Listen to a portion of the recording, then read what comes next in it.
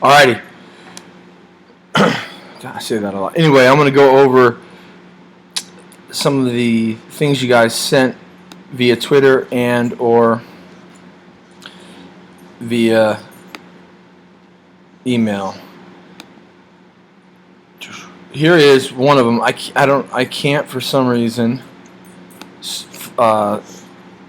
with this change or rotate the photo. But anyway, so I apologize. There's a quick map for there's a C map for realignment that the group sent. Again, here is another map, concept map for media. Here is a concept map again for realignment. Another map for media. You guys did a good job with your maps. I'm really proud of you. Another map for media, a different group, just talks about the different types of media and how it can hurt or help a president or candidate for office. Political parties, this is a really good one, just like the other ones, but I at least can read it here. How the groups did it with political socialization and political party voting in a presidential election, how that can help with this. I remember this is Ali's group, and with this political socialization, be careful here, because yes, that helps you develop your political ideology and who you are as somebody.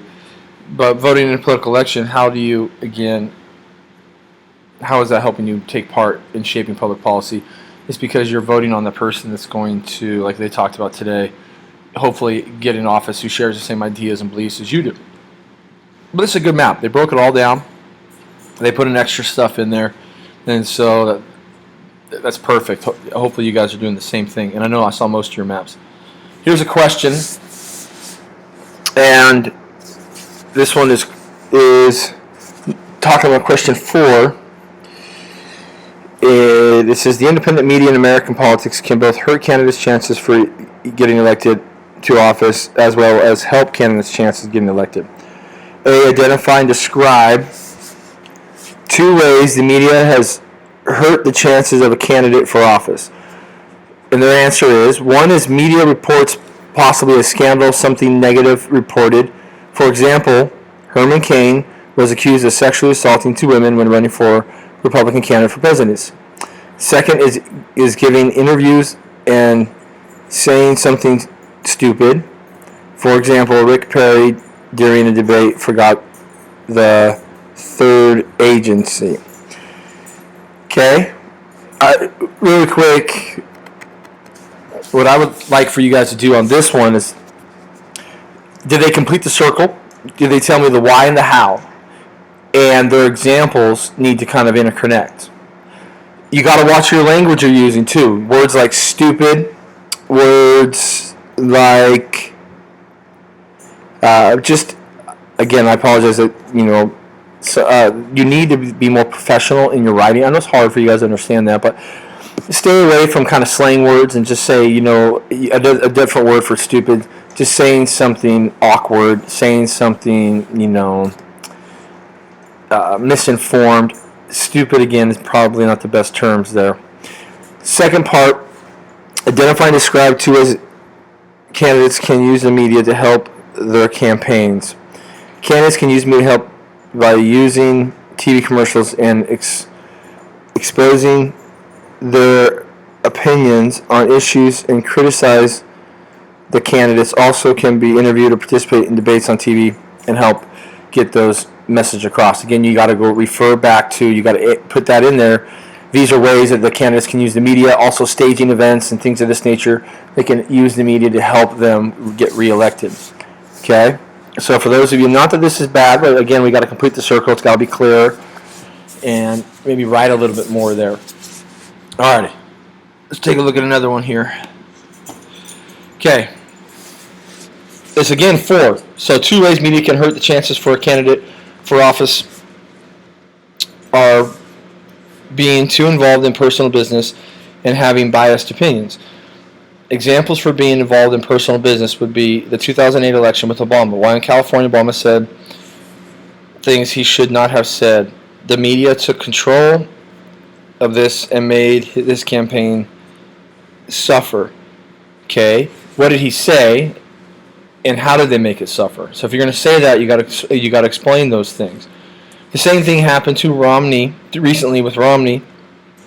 He was recorded saying how half of the citizens, 47%, that's not necessarily half, are lazy and on welfare. The media is also very biased. Fox News is known for many Republican views and MSNBC for Democrats. Again, what we're not doing, and again, this is better than our last time around. But what we're not doing with this group is saying, how do these hurt the candidates? Sound bites hurt the candidates. Two examples of a sound bite are 2008 now, did it really hurt Obama? Because Obama got elected. So you can probably say that negative sound bites could hurt that. An example would be, can hurt somebody's chances. One example would be 2008 with President Obama. However, he did still get elected. Recently, Republican presidential candidate Mitt Romney had said some remarks about 47% of the population being, again, not on welfare, but expecting the government to help them with food, different things of this nature. Probably say it a little bit better than I just did there. And then you want to complete the circle. I would also, if you're giving me more with Fox News and with MSNBC, I would probably leave that out because that's, again, not really part of the prompt. Two ways media helps campaigns is reaching a younger generation and connecting to people on a more personal level. An example for both of these would be Twitter and Facebook. Twitter is one of the biggest social networking sites and is a very helpful tool for candidates and other politicians. How is it a helpful tool? What are they doing with it? How are they getting their information across? You got to complete the circle and refer back to the main question when you're doing this, okay? So make sure we do that. It's Rocky saying hi. That's all these saying hi. Ooh, good one. Perfect. Look how big that is. All right. So this is Ashlyn, Paige, Dominic, Robert, and Kyle, just in case you didn't know. 2B, since 1960, political parties have gone through periods of de-alignment. Okay, so this is talking about de-alignment, and we didn't really get the part to finish this. This is for third period. People become more educated, and the result was they changed from a mindless voter to an issue voter. They become swing votes or split ticket voters. Parties become more interested in them and had to focus on specific issues. They could change for Democrat to independent based upon the issues at hand. For example, if someone was pro-life, they would vote Republican because of the issue, not the man.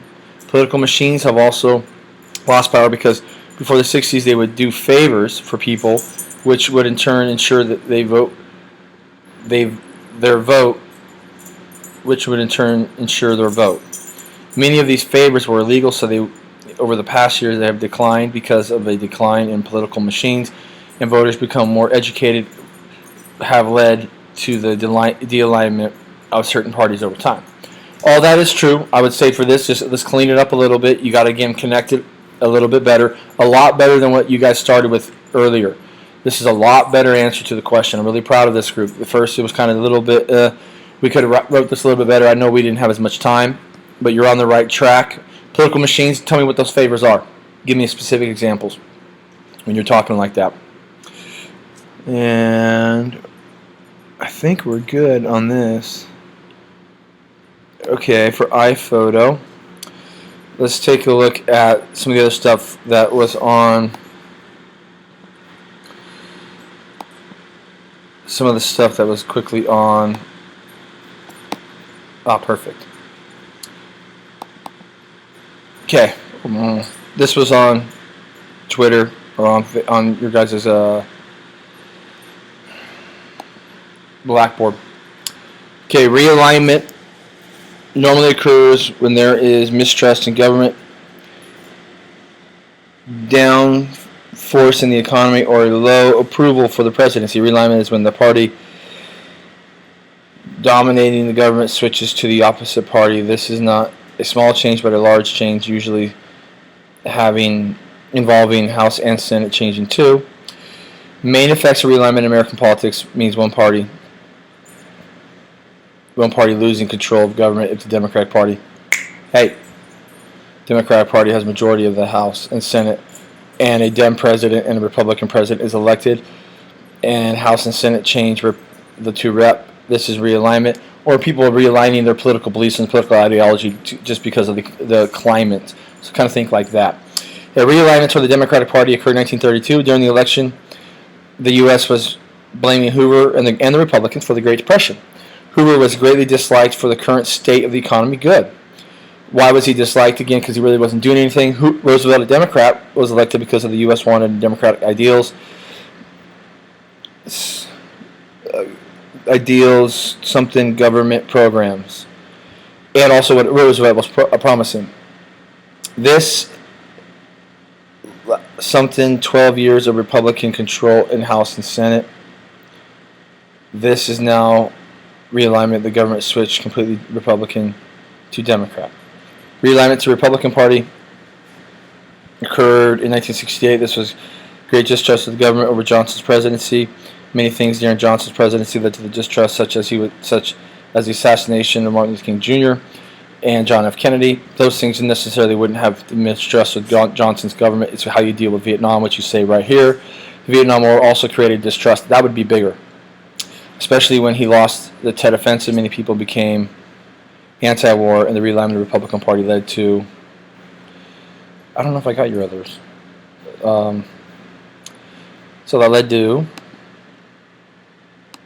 just the same one? Okay, it is the same one, I just don't know if I have it. Here's a concept map. De-alignment movement among voters toward nonpartisanship. Since 1960, political parties have greatly declined due to the de-alignment and growing popularity of political machines. With more people being independent, Democrat, or Republican, the parties have to tighten their votes. Those moderate voters are voting the issue, not the party, making them swing voters. This leads to the political parties needing to campaign more in order to win their votes.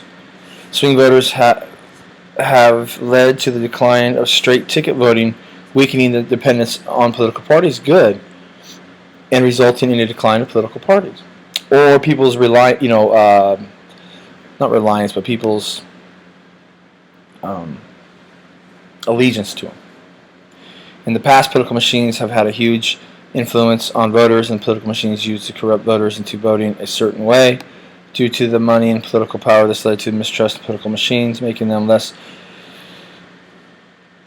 something to register a certain party. Now the political machines don't have power over voters because the political public is more informed. The alignment of political machines have both led to the decline of political parties. Okay, not bad. Let's see what else we got here.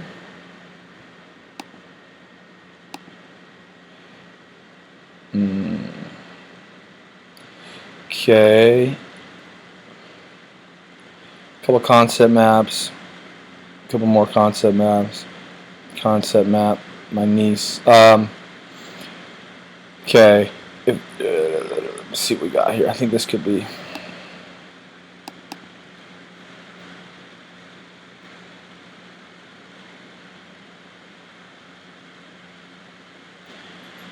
Okay, another way media is helpful to create ads to get their name out there. This is obviously into a question.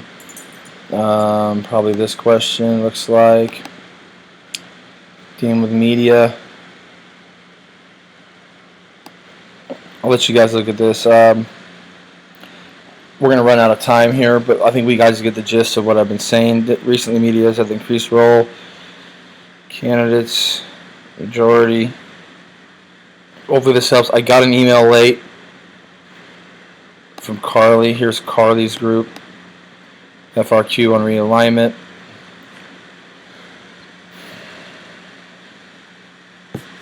Okay, maybe not.